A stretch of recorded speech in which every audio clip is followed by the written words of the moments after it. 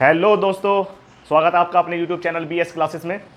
तो class number आज हमारी करते हैं साधारण ब्याज की। तो आज हम साधारण ब्याज का अंत करेंगे। देखिए, साधारण ब्याज का आज लास्ट क्लास रहेगी। इसके बाद हम हमारा कराएंगे क्या, कंपाउंड इंटरेस्ट कराएंगे। ठीक है, और आप जुड़े रहिए इसी तरीके से, कंसेप्ट वाइज क्लियर होता रहेगा। बेसिक से हाई लेवल तक जाऊँगा मैं। देखिए, तो आज की कहानी सवालों के साथ में जो मैंने आपको कल एक क्वेश्चन दिया था होमवर्क के लिए, उसमें कमेंट में आपने जवाब दिया, आया कुछ बच्चों का। अब देखते हैं हम पहला क्वेश्चन क्या कहता है। जो हमारा कल का जो क्वेश्चन था होमवर्क, वो क्वेश्चन कह रहा है, एक व्यक्ति ने 18,600 रुपये की एक धनराशि को x% साधारण ब्याज दर पर निवेश किया और पहली धनराशि से दुगनी धनराशि को x+2% वार्षिक साधारण ब्याज पर निवेश किया। यदि दोनों पर साढ़े तीन वर्ष में अर्जित कुल ब्याज कितना है, 23,110.50 है, तो दूसरे निवेश पर ब्याज की दर ज्ञात करनी है। ठीक है, देखिए अब क्या कहता है वो क्वेश्चन। देखो, अब क्वेश्चन में पढ़ता हूं और क्वेश्चन कहता है, देखिए टाइम टोटल कितना है। टाइम तो हमारे पास पता है, टाइम हमारे पास है कितना, 3.5 वर्ष। 3.5 वर्ष टाइम है। यदि 3.5 वर्ष का ब्याज कितना है, ऐसा करो, एक काम करो, सुनो, 3.5 का ब्याज है मेरा, कितना लग रहा है इस पर, 23,110.50। ठीक है, 3.5 से डिवाइड करना थोड़ा टफ पड़ जाएगा, तो इसलिए मैं क्या करता हूं, मैं हर और अंश में दोनों में 2 से गुना कर लूंगा, तो आसान हो जाएगा ना। यदि 2 से मैं दोनों में गुना कर लूं तो देखो आसान हो गया। यहाँ पर अगर मैं 2 से गुना करूंगा कितना हो जाएगा, ये 2 पंजे 10, 10 की 0, हासिल 1, और यानी हो जाएगा, सॉरी, इसका गुना करने में 1 हो जाएगा ना, ये हो जाएगा 1 2 2 2 3 6 और 2 दूनी 4, ये हो गया, और यहाँ पर जाएगा 7। गुना करने पर अगर मैं 7 से डिवाइड कर दूँ तो 1 वर्ष का ब्याज निकल जाएगा मेरा, 1 वर्ष का ब्याज। तो 1 वर्ष का ब्याज मेरा कितना जाएगा, यहाँ जाएगा 7 6 42, कितना बचा यहाँ पे 4, 7 6 42, 4 बच गया ना यहाँ पे, हो गया, और यहाँ बचा 0 कर लो, 7 6 42 और 7 21 0, यानी ये मेरा ब्याज बन गया है ना। ब्याज मेरा कितना बना, सॉरी 0 नहीं आएगा, 0 तो वो है ना, पॉइंट की बात कर दिया। ठीक है, कितना है मेरा, 6,603 रुपये 1 वर्ष का ब्याज। अब देखो 6,603 रुपये 1 वर्ष का ब्याज है, लेकिन हमारा जो पहला मूलधन है ना, वो मूलधन कितना है, 8600, और इस पर ही ब्याज लग रहा है कितना, x% से, x% से ब्याज लग रहा है इस पर। 1 वर्ष का लग रहा है ना, 1 वर्ष का मैंने निकाला तो 1 वर्ष का निकल रहा है, इतना ब्याज लग गया। लेकिन मुझे बताइए, सुनो, यदि इसका 2 गुना, यानी मुझे बताओ इसका 2 गुना कितना हो जाएगा, 2 × 18600 इंटू किससे लग जाएगा, वो x+2% से, है ना। और जो पूरा ब्याज बनेगा वो कितना बनेगा, पूरा ब्याज बन रहा है मेरा कितना, 6,603 रुपये, ये बन रहा है मेरा पूरा ब्याज। यदि मुझे ये बताइए, सुनो, यहाँ पे तो परसेंटेज से तो ये कट गया पूरा, यहाँ पे कट गया है ना। देखो 2 गुना ये रहा और 1 गुना ये रहा, यानी इसका मतलब 3 गुना किसका, 86 × x का, है ना, प्लस यहाँ पे कितना हो जाएगा। अब 186 का 2% यहाँ पे लग रहा है ब्याज, 2% ब्याज यहाँ लग रहा है, तो ये हो जाएगा 186 × 2 गुना x का लग गया यहाँ पे ब्याज। ठीक है, अब देखिए टोटल ब्याज मेरा ये बन रहा है, और बराबर मेरा कितना है, 6603, ये मेरा ब्याज लग रहा है। ठीक है, अब देखिए मैं क्या करता हूँ, 2 गुना ही ब्याज लग रहा है, यहाँ पे कितना गुना हो जाएगा, 2 गुना, सिंपल। अब देखिए मुझे बताओ, यहाँ से मैं कॉमन ले सकता हूँ, 186 मैंने कॉमन ले लिया, यहाँ बच गया मेरा कितना, 3x प्लस यहाँ पे कितना बच गया, 4 = 6602। ठीक है, अब मुझे बताइए यहाँ से कितनी बार डिवाइड हो रहा है इसका, ये लगभग कितनी बार हो रहा है, 3x + 4 = होगा नहीं डिवाइड, वैसे ये होगा 71/2 बार, यानी 37.5 बार होगा डिवाइड। मुझे बताइए 3x की वैल्यू कितनी हो गई, 3x की वैल्यू हो गई, यहाँ से कर लो, 3x बराबर हो गया मेरा कितना, 71/2 - 4, है ना। तो 3x बराबर हो गया, यहाँ पे मल्टीप्लाई करूँगा कितना आएगा, यहाँ पे मल्टीप्लाई करने पा रहा है मेरा कितना, 2 चौक 8, यानी 71 - 8/2, 3x माइनस करूँगा यहाँ पे, देखो 70 से मैं 8 माइनस करता हूँ तो कितना आता है, 62 में 1 ऐड कर दो कितना हो जाएगा यहाँ पे, 63/2, यानी x की वैल्यू आएगी मेरी कितनी, x की वैल्यू आ गई मेरी 63/3 दूनी 6, ये कट रहा है कितनी बार, x का मान आ रहा है 6 × 6 0 और 6 × 5 30, यानी x का मान मेरा कितना है, 10%, x का मान मेरा 10% है। लेकिन उसने कहा कि दूसरी वाली जो दो गुनी लगाई थी ना, मूलधन 2 गुना लगाया था, उस पर ब्याज दर कितनी है, x% तो सिंगल पे है, 2 गुने पे कितना है, x+2%, तो कितना आ जाएगा आंसर, 10.5% तो है ही मेरा, और इसमें 2% और जुड़ जाएगा, कितना आएगा, ये आ जाएगा मेरा 12.5% आंसर। थोड़ा लेंथी क्वेश्चन है, ये भी क्वेश्चन आते हैं, लेकिन इसका कोई शॉर्ट ट्रिक नहीं है, सिंपल इसी तरीके से होगा। समझ में आया आपको? चलिए नेक्स्ट क्वेश्चन पे चलते हैं। हमारा नेक्स्ट क्वेश्चन क्या कहता है, पढ़िए क्वेश्चन को, क्या कह रहा है क्वेश्चन, पढ़िए क्वेश्चन क्या कहता है। इस क्लास का फर्स्ट क्वेश्चन है। क्वेश्चन कह रहा है हमारा 8400 रुपये की राशि 8.75% वार्षिक साधारण ब्याज की दर से निश्चित समय के लिए कितनी हो जाती है, 11,046 रुपये हो जाती है उसी समय के लिए, तथा उसी ब्याज दर पर, इसका मतलब हमारा टाइम और जो ब्याज है, जो ब्याज की दर है वो सेम है, ठीक है। उसी ब्याज दर पर 9600 रुपये की राशि का साधारण ब्याज ज्ञात करिए। देखो मुझे बताइए, सुनो एक कॉन्सेप्ट बताऊँ तुम्हें, एक कॉन्सेप्ट मुझे बताइए, यदि मैं कहूँ एक सेम राशि है और सेम ही रेट परसेंट है मान लो, और लेकिन टाइम अलग अलग है, ये टाइम स्मॉल टी है, ठीक है, ये स्मॉल टी है, लेकिन अगले वाला जो आ रहा यानी जो अगली मूलधन है उसमें भी प्रिंसिपल सेम है, रेट परसेंट भी सेम है, मान लो रेट परसेंट भी एक्स ही है, लेकिन टाइम मेरा चेंज है, ये कैपिटल टी है। तो मुझे बताइए दोनों के दोनों बराबर बराबर है यार, ठीक है, लेकिन मुझे बताओ जो साधारण ब्याज का रेशो है वो किस पे डिपेंड करेगा, यहाँ पे करेगा केवल टी के रेशो पे डिपेंड, यानी टाइम के रेशो पे, टाइम के अनुपात पे डिपेंड करेगा। कैसे करेगा, जब ये दोनों तो सेम ही है ना, ये तो कट जाने हैं, यानी टी अनुपात टी आ जाएगा, ये तो आएगा।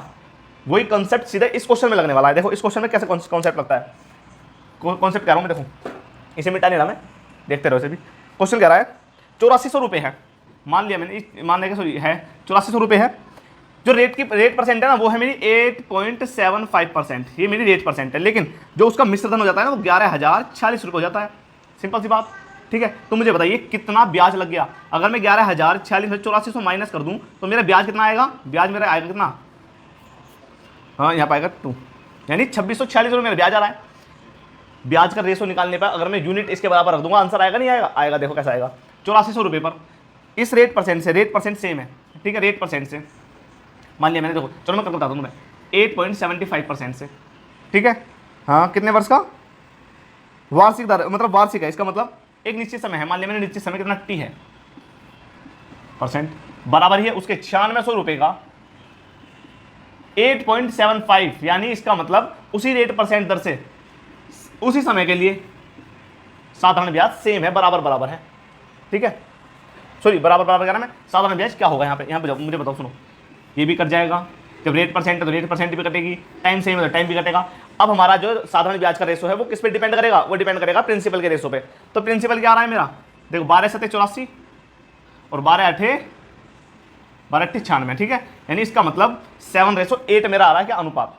तो मुझे ये बताओ सुनो, जब हमारा 7 साधारण ब्याज है किस पे, पहले वाली धन पे, तो 7 यूनिट का मान ही कितना है मेरा, लेकिन एक्चुअल मान कितना है 2646, एक्चुअल मान मेरा 2646 है। तो मुझे बताइए 1 यूनिट का मान कितना आ जाएगा, 1 यूनिट का मान आ रहा है मेरा कितना, 7 से 21 कितना बच गया, 5 बच गया, 7 7 49, 7 7 49 कितना, 4 सॉरी 7 8 56, यानी इसका मतलब 1 यूनिट का मान मेरा कितना बना है, 1 यूनिट का मान मेरा बन गया 378। मुझे बताया, उसने पूछा है कि 9600 रुपये जो ब्याज लगेगा वो कितना है, कितना लग रहा है 8 यूनिट, तो 8 यूनिट का मान चाहिए उसे, 378 × 8, ऑप्शन के हिसाब से देख लो, 8 8 64, एक में यूनिट डिजिट 4 है, एक में आ रहा है इकाई अंक 4, तो इकाई अंक कितना आएगा, ये 324 आंसर है मेरा। समझ में आया क्वेश्चन? चलिए नेक्स्ट क्वेश्चन पे चलते हैं। हमारा नेक्स्ट क्वेश्चन क्या कहता है, पढ़िए क्वेश्चन को।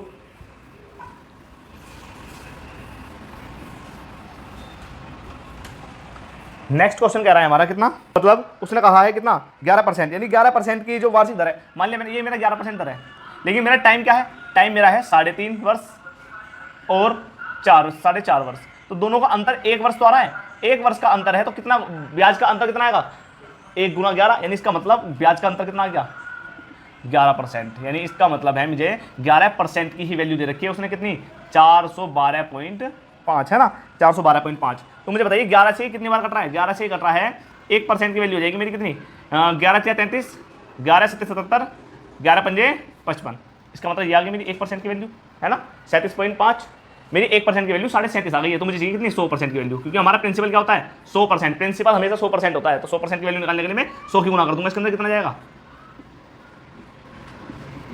3750 रुपये हमारा मूलधन है। समझ में आया आपको क्वेश्चन? चलिए बच्चों नेक्स्ट क्वेश्चन पे चलते हैं। अगला क्वेश्चन क्या कहता है, पढ़िए क्वेश्चन को। अगला क्वेश्चन क्या कह रहा है, देखिए क्वेश्चन कह रहा है हमारा कितना, दो बराबर धन दो बैंकों में 15% की दर से 3.5 वर्ष और 5 वर्ष के लिए जमा किया गया। यदि इनसे प्राप्त होने वाला ब्याज का अंतर कितना है, 378 रुपये। इसका मतलब ब्याजों का अंतर, यानी ब्याज का अंतर कितना है, ब्याज का अंतर है मेरा 378 रुपये, ठीक है। लेकिन रेट परसेंट मेरी कितनी है, रेट परसेंट है मेरी 15%, 15% मेरी रेट परसेंट है। टाइम मेरा अलग अलग है, टाइम मेरा है 3.5 वर्ष और 5 वर्ष, ठीक है। इनके ब्याज का अंतर दे दिया और पूछ लिया मुझसे क्या मूलधन कितना है, मूलधन पूछ लिया। देखिए बराबर बराबर धन है दोनों तरफ, तो इसका मतलब मुझे सुनो बताओ, जब बराबर बराबर धन है दोनों पे तो पी से तो पी कैंसिल आउट हो जाएगा। मैं पी मान लो, जो 100 मान लो, जब भी कट जाएगा, कुछ भी मान लो जो कट जाएगा वो आपस में। लेकिन मुझे बताइए जो डिपेंड करेगा वो टाइम के रेशो पे करेगा, एसआई जो डिपेंड करेगा वो टाइम के रेशो पे करेगा। मुझे बताइए यहाँ पे कितना डिफरेंस आ रहा है, 1.5 वर्ष, 1.5 वर्ष का डिफरेंस है। जब यदि 1.5 वर्ष का डिफरेंस है और प्रत्येक वर्ष कितना लग रहा है 15%, तो मुझे बताओ 1.5 वर्ष का जो ब्याज है मेरा वो 15% है, 15% वार्षिक है। तो मुझे बताओ 1.5 वर्ष का ब्याज वार्षिक कितना हो जाएगा, ये हो जाएगा 15 की गुना। देखो यहाँ पे कितना हो गया 1.5 गुना, तो यहाँ पे 1.5 गुना कर दूंगा मैं, है ना। 15 का स्क्वायर होता है 225, यानी 2.5% आएगा। इसका मतलब कितना आया 2.5%, इतना ब्याज लग रहा है, इतना ब्याज है मेरा। कितना सॉरी अंतर है जो कितना 22.5 अंतर है, तो 22.5% की वैल्यू कितनी है मेरी 378 रुपये। 1% की वैल्यू कितनी आएगी, 1% की वैल्यू आएगी मेरी 378 बटे 2.5। मुझे चाहिए 100% की वैल्यू, 100% की वैल्यू कितनी आनी चाहिए, 100% की आएगी 378 बटे 225 इंटू 100, ये आएगी। देखिए यहाँ कर लेते हैं, ये आएगी। अब मैं यहाँ पे कर लूँ कैलकुलेशन है थोड़ी सी, ये आ गया 2.5 इंटू 100। देखिए पॉइंट हटाओ, जीरो लगा दो यहाँ पे। कितने से कट रहा है ये कट रहा है मेरा 25 से, है ना। 25 से काट लो, देखो 25 से कट गया 40 बार, 25 से कट गया 9 बार, 9 बार कट गया 25 से। अब 9 से कट जाएगा, 9 चौक 36, 9 दूनी 18, 42 चौका कितना हो जाता है 4 दूनी 8 और 4 चौक 16। इसका मतलब जो मेरा मूलधन आएगा वो कितना आएगा 1680 रुपये, है ना। ऑप्शन कौन सा है, ऑप्शन आंसर कौन सा आएगा, ऑप्शन आंसर कितना, ऑप्शन नंबर सी। समझ में आया क्वेश्चन। चलिए बच्चों नेक्स्ट क्वेश्चन आते हैं ना। नेक्स्ट क्वेश्चन क्या कहता है मेरा, देखिए पढ़िए क्वेश्चन। देखो ये भी क्वेश्चन आया हुआ है, CHSL में आया हुआ है। क्वेश्चन कितना आसान है। लता ने एक बैंक में 35,000 रुपए की राशि 11% वार्षिक साधारण ब्याज की दर पर जमा की। 1 वर्ष के बाद उसे कितना ब्याज मिला। तो कितना आसान क्वेश्चन पूछ लिया। ऐसे ऐसे क्वेश्चन रहते हैं। और क्वेश्चन दे रखा है CHSL का टियर फर्स्ट का 2019 का क्वेश्चन, ज़्यादा पुराना भी नहीं है, और सिर्फ आया क्वेश्चन है। अब देखिए आज का SI बराबर principal into rate percent into time upon 100, ये तो लगेगा। SI is equal PRT upon 100, यानी प्रिंसिपल मेरा दे रखा है 35,000 रुपये, 35,000 रुपये। रेट परसेंट मुझे 11% दे रखी है। टाइम मेरा 1 वर्ष है, परसेंटेज लगा लो। 100 से 2 जीरो कैंसिल आउट हो गई। 11 से कटेगा कितनी बार, सॉरी मल्टीप्लाई करेंगे। 11 पंजे 55, 55 का 5 हाथ से लगे 5, 11 तिया 33, 33 और 5 हो गए मेरे 38 और 1 0, यानी 3850 रुपये मेरा ब्याज है। जो लता को ब्याज प्राप्त हुआ है वो है मेरा 3850 रुपये, ठीक है। चलिए आगे चलते हैं। चलिए बच्चों नेक्स्ट क्वेश्चन में चलते हैं। अगला क्वेश्चन हमारा क्या कहता है, पढ़िए क्वेश्चन को। क्वेश्चन पढ़िए क्या कहता है।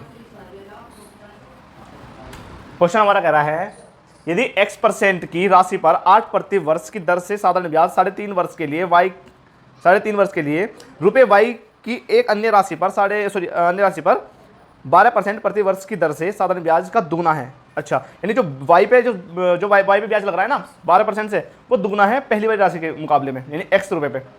और टाइम है मेरा 3 वर्ष। तो उसने पूछा है x से y का अनुपात ज्ञात कीजिए। x से y का अनुपात ज्ञात करना है मुझे, ठीक है। आंसर x की राशि पर 8% से, ठीक है, यानी मैंने कहा कि जो x की राशि है ना उस पर 8% ब्याज लग रहा है, लेकिन ब्याज लग रहा है वो कितना 3.5 वर्ष। 3.5 वर्ष को मैं लिख सकता हूँ क्या 7/2 वर्ष अपॉन 100 इजगल टू। उसने कहा y पर जो ब्याज लग रहा है वो 12% से लग रहा है, लेकिन 3 वर्ष के लिए ब्याज लग रहा है। लेकिन ये जो ब्याज है ना वो पहले वाले ब्याज के मुकाबले में दुगुना ब्याज है, ये दुगुना ब्याज है, ठीक है, सिंपल। अब देखो क्या करता हूँ मैं, यहाँ पे अगर मल्टीप्लाई कर दूँ 8 7 56, यानी 56x बटे हो गया मेरा 200, ठीक, बराबर यहाँ पे 12 36 36 दूनी 72 हो गया, 72y बटे कितना होगा 100। देखिए यहाँ से जा रहा है 8 से जा रहे हैं दोनों, 8 से ना, 8 7 56 और 8 9 72, यहाँ से 0 से 0 कैंसिल आउट हो जाएगी, ठीक है। कितना हो गया यहाँ पे 2 की मल्टीप्लाई होगी किसमें 9 में, यहाँ पे हो गया 7x इजगल टू 18y। तो देखिए x का मान कितना है 18 और y का मान कितना है 7x अनुपात y आ गया मेरा 18:7। ठीक है, 18:7। ऑप्शन नंबर बी मेरा करेक्ट है। समझ में आया क्वेश्चन आपको? चलिए अगले क्वेश्चन में चलते हैं। ठीक है, हमारा नेक्स्ट क्वेश्चन क्या कर रहा है, पढ़िए क्वेश्चन को। क्वेश्चन क्या रहा है बताइए। देखो क्वेश्चन वैसे ही लेंथी लग रहा है पढ़ने में, क्वेश्चन वैसे है कुछ नहीं। दो बैंकों ए तथा बी की ब्याज की दरों का अनुपात कितना है? ब्याज की दरों का अनुपात दे रखा है। इसका मतलब क्या, यानी रेट परसेंट का अनुपात है इसका, रेट परसेंट रेशो। यानी जो रेट परसेंट है ना दोनों बैंकों में, एक में 5 है और एक में 8, सॉरी एक में 4 है। यानी ये ए बैंक है, ये बी बैंक है। ठीक, रेट परसेंट का अनुपात आ गया। फिर वो कह रहा है एक व्यक्ति अपनी बचत इन बैंकों में इस प्रकार जमा करता है कि प्रत्येक छमाही यानी 6 महीने का ब्याज, प्रत्येक छमाही उसे दोनों बैंकों से बराबर ब्याज मिलेगा। हर 6 महीने पे इस वाले टैकल से जमा कर रहा है वो कि हर 6 महीने पे ना बराबर धन मिलेगा दोनों पे। ठीक है, फिर वो कह रहा है अपनी बचत को वह किस अनुपात में बैंकों में जमा करता है। ठीक है, देखो सुनो, प्रत्येक छमाही से क्या करा है वो 6 महीने में। अगर मैं मान लूँ उसे कि मैं मान लेता हूँ यहाँ पे इसने P रुपये जमा किए हैं 5% से, मैंने मान लिया 5% ही है, 5% जमा कर दिए। 5% का मान गया 5A मान लेता हूँ, 5A से जमा कर दिया उसने और 6 महीने के लिए, यानी इसका मतलब इतने साल के लिए जमा कर दिए। 6 महीने, एक साल में कितने, 12 महीने, तो साल बना लिया मैंने, इतने साल के लिए। क्वेश्चन में कुछ नहीं है, ये दोनों पलट जाएंगे बस आंसर है। देखो क्या करता हूँ मैं। अगला दूसरा धन है वो कर दिया उसने 4B% से, बी वाले उसमें कराया ना बैंक में। 6 महीने में जो ब्याज मिला है वो इतना मिला है उसे, है ना। देखिए कट जाएगा, केवल ये भी कट गया, यहाँ से ये कट गया, 6 से 6 कट गया, 6 से 6 कट गया। ठीक है, तो ये हो गए P से P में कैंसिल आउट और P से P कैंसिल आउट, पूरा कट गया। देखो 6 से 6 कट गया, यहाँ पे 6 से 6 कट गया, P से P कैंसिल आउट, P से P कैंसिल आउट। मुझे बताइए यहाँ पे कितना होगा, 5A बराबर हो गया मेरा 4B के। 5A बराबर कितना हो गया, 4B।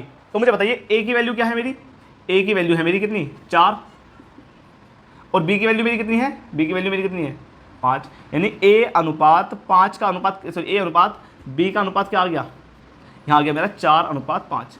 पलट गया ना रेसो, यही आंसर। ठीक है, इतनी कहानी बस मैंने समझाने के लिए करी है, इतनी कहानी नहीं करनी। देखो जब रेट परसेंट अलग अलग है, बेशक रेट परसेंट अलग अलग है, टाइम सेम है, प्रिंसिपल सेम है, तो डिपेंड किस पर करेगा, टाइम का रेसो। इसे लिख लेना, टाइम का रेसो, जो टाइम होता है ना, टाइम का रेसो उल्टा होता है किसका, दर का रेसो, यानी रेट परसेंट का रेसो, ये समझ लेना। इसका जैसे उल्टा कर दूंगा तो मेरा कितना क्या जाएगा, मेरा जाएगा टाइम। समझ में आया, टाइम आ जाएगा, प्रिंसिपल आ जाएगा, उल्टा आ जाएगा, बस ध्यान रखना। चलिए अगला क्वेश्चन करते हैं। नेक्स्ट क्वेश्चन क्या कहता है, देखो नेक्स्ट क्वेश्चन क्या कह रहा है, देख लिया अगला क्वेश्चन देखो क्या कहता है, पढ़िए। क्वेश्चन वो कह रहा है अगला, वो कह रहा है देखो 5 वर्ष बाद जो देय ब्याज है, एक किस्तों पे क्वेश्चन है, किस टाइप के क्वेश्चन रहते हैं, वो जो देय ब्याज है, जो हमारा ऋण है, वो कितना है, ब्याज कर्जा मान लो इसे, ब्याज जो हमारा सॉरी अमाउंट मान लो, अमाउंट मेरा कितना है, अमाउंट मेरा है कितना, 3600 रुपये देने हैं मुझे, 3600 रुपये, लेकिन 5 वर्ष बाद में देने हैं, लेकिन प्रत्येक किस्त बराबर होनी चाहिए। कुछ भी मान लो बराबर होना चाहिए बस, लेकिन तुम्हारी ना कैलकुलेशन बढ़नी चाहिए। ऐसी किस्त मानो, किस्त में मान लेता हूँ 100 रुपये, 100 मेरी कैलकुलेशन आसान कर देगा। कैसे कर देगा, अगर मैं मानूँ 100 रुपये मेरी पहली किस्त है, 100 रुपये मेरी दूसरी किस्त है, 100 रुपये ही मेरी तीसरी किस्त है, 100 रुपये ही मेरी चौथी किस्त है, और 100 रुपये ही मेरी 5वीं किस्त है। तो मुझे बताइए जब 5वें वर्ष वो ब्याज देना आएगा, तो मुझे बताओ कितने वर्ष का ब्याज मिलेगा उसे, 1 2 3 4 वर्ष का ब्याज मिल जाएगा उसे। यहाँ पे कितने परसेंट से मिलेगा, उसे मिलेगा 10% से, 10% से ब्याज मिल गया उसे 4 वर्ष का। इसका मतलब 40 रुपये मिल गया। तो मुझे उसे अमाउंट कितना करना पड़ेगा, 140 रुपये अमाउंट करना पड़ेगा। जब तीसरे वर्ष आएगा, सॉरी जब चौथे वर्ष आएगा, तो उसे ब्याज कितना मिलेगा, उसे ब्याज मिलेगा 3 वर्ष का, 1 2 3 वर्ष का ब्याज मिलेगा, लेकिन 10% से 3 वर्ष का ब्याज कितना हो गया, 30 रुपये। 30 रुपये ब्याज बनेगा, तो इसका मतलब कितना हो गया, 130 रुपये। अब यहाँ पे तीसरे वर्ष आएगा, 2 वर्ष का ब्याज मिलेगा उसे, 2 वर्ष का ब्याज यानी 10% से 2 वर्ष का ब्याज 120 रुपये देना पड़ेगा उस अमाउंट। यहाँ पे 1 वर्ष का ब्याज मिलेगा, 1 वर्ष का ब्याज कितना हो गया, 1 वर्ष का ब्याज होगा 110 रुपये, यानी 10% से 1 वर्ष का ब्याज कितना, 10 रुपये, यानी 110 रुपये। अगर मैं कहूँ तुमसे ये टोटल कितना धन देना पड़ेगा उसे, देखो यहाँ से जोड़ लो, कितना होगा, 100 200 300 400 500, 500 सिंपल सीधा है। ठीक है, अब देखो यहाँ पे 30 और 30 60 60 40 100, यानी 100। इसका मतलब जो टोटल से देना पड़ेगा वो 600 रुपये देना पड़ेगा। हमारे अकॉर्डिंग 600 रुपये देना पड़ेगा, लेकिन उसके अकॉर्डिंग है 3600 रुपये। तो 600 यूनिट का ही मान मेरा कितना आ रहा है, 3600 रुपये। तो 1 यूनिट का मान मेरा आएगा 6 रुपये, 1 यूनिट का मान मेरा 6 रुपये है। उसने कहा प्रत्येक किस्त का मान बताइए। मैंने प्रत्येक किस्त कितने की मानी थी, मैंने प्रत्येक किस्त मानी थी 100 रुपये की, तो प्रत्येक किस्त का मान कितना हो जाएगा, 600 रुपये। आई होप आपको समझ में आया हुआ है क्वेश्चन। अगला क्वेश्चन सेम टाइप का ही है, किस्त भाई। चलिए अगला क्वेश्चन करते हैं, जो किस्त अगला क्वेश्चन किस्त टाइप का ही है। देखो क्वेश्चन पढ़िए और करने की कोशिश करिए। करो, करने की कोशिश करो इसे, क्या करता है क्वेश्चन। क्वेश्चन आपकी बार क्या कर रहा है, देखो वो कह रहा है आपके पास 3 वर्ष बाद जो देय ऋण है ना उसका कितना है, जो देय ऋण है उसका 1092 रुपये है, 1092 रुपये देय ऋण है। इसका मतलब 3 वर्ष का है, टाइम मेरा है 3 वर्ष, और 3 वर्ष में प्रत्येक वर्ष समान किस्त दी है उसने, प्रत्येक वर्ष। तो कितना मानेंगे हम, सिंपल 100 रुपये मान लो, 100 रुपये पहली किस्त दी है, 100 रुपये दूसरी किस्त दी है, और 100 रुपये ही तीसरी किस्त दी है। तो मुझे बताइए, देखो सुनो, जब वो तीसरे वर्ष किस्त देगा तो मुझे बताओ कितने वर्ष का उसे ब्याज मिलने वाला है, 1-2 वर्ष का, कितने परसेंट पे, 12% पे 2 वर्ष का ब्याज। इसका मतलब 24 रुपये से ब्याज मिल गया, 24 रुपये से ब्याज मिल गया। तो अमाउंट कितना हो गया उसका, 124 रुपये, 124 रुपये उसका ब्याज हो गया, 124 रुपये उसका अमाउंट हो गया, ठीक है। अब मुझे बताओ सुनो, जब दूसरे वर्ष आएगा तो उसे 12% देना पड़ेगा, कितना, 1 वर्ष का ब्याज, 1 वर्ष का ब्याज 12% देना पड़ेगा उसे। तो अमाउंट कितना हो गया, 112 रुपये। अब मुझे बताओ टोटल उसे कितने रुपये देने पड़े, 100, 200, 300, 300 सीधे सीधे हो गए, और कितना हो गया ये 24 और 12 कितना होगा, 24 और 12 36 है ना, यानी कितना हो गया 336, 336 यूनिट की वैल्यू कितनी है मेरी, 1092 रुपये, 1092 रुपये 336 की वैल्यू। तो 1 यूनिट की वैल्यू कितनी आएगी, 1 यूनिट की वैल्यू आएगी मेरी 2.5 दिन जाएगा, 3 दूनी ज़्यादा हो जाएगा, लगभग ये जाएगा 3.25 बार, है ना। अब मुझे बताओ मुझे चाहिए कितने की, 100 की, यानी प्रत्येक किस्त 100 की थी, तो 100 की कितने जाएगा, बताओ किस्त कितनी आई, 3.25 इंटू 100 बराबर कितना हो गया, 325 रुपये, यानी 325 रुपये की प्रत्येक किस्त का मान है। समझ में आया होगा आपको क्वेश्चन। चलिए देखो क्वेश्चन कह रहा है 5000 की राशि को 2 भागों में इस प्रकार विभाजित किया जाता है कि पहले भाग पर 6 सहित 2/3% प्रति वर्ष की दर से 4 सहित 1/5 वर्षों के लिए साधारण ब्याज, दूसरे भाग पर 4% प्रति वर्ष की दर से 2 सहित 3/4 वर्षों के लिए साधारण ब्याज से दुगना है। यानी पहले वाला भाग दूसरे वाले भाग से जो साधारण ब्याज लग रहा है वो दुगना है, पहले वाले भाग का साधारण ब्याज दूसरे वाले भाग के साधारण ब्याज से दुगना है, ठीक है। पहले क्वेश्चन, अब देखो क्वेश्चन क्या करता है, वो कह रहा है 5000 रुपये है, 5000 रुपये 2 भागों में बांट दिए, ठीक है। एक भाग मैंने ए मान लिया और दूसरा भाग मैंने बी मान लिया, ठीक है। पहले भाग पर जो मेरा ब्याज की दर लग रही है ना वो मेरी लग रही है 20/3, 6 सही 2/3% को मैं ले सकता हूँ 20/3, यानी इसका मतलब ये लग गई 20/3 ब्याज की दर लग गई, ठीक है। वो कह रहा है इतनी परसेंट ब्याज की दर है। फिर वो कहता है और टाइम है मेरा कितना, 4 सहित 1/5 वर्ष, इसका मतलब ये हो गया मेरा 21/5 वर्ष, यानी 21/5 वर्ष से 21/5 वर्ष ब्याज लग गया, ठीक है। 100% का मैं यहाँ पे 100 लगा दूँ, 100% 100 लगा लिया नीचे मैंने। लेकिन अब वो कह रहा है दूसरे भाग पर जो ब्याज लग रहा है, तो दूसरे भाग पर मेरे ब्याज लग रहा है वो 4% ब्याज है, 4% का ब्याज है, लेकिन टाइम दे रखा है उसमें 2 सही 3/4 वर्ष। इसका मतलब कितना हो गया, ये हो गया 11/4 वर्ष, इसका मतलब 11/4 वर्ष का ब्याज लग रहा है, 100% नीचे लगा दूँ, सिंपल यही तो है। अब देखो क्या करता हूँ मैं, यहाँ से कट गया कितनी बार, 7 बार, यहाँ से कट गया कितनी बार, 4 बार, है ना। देखो 4 7 28, यानी इसका मतलब 28 A बटे कितना हो गया 100 है ना, बराबर।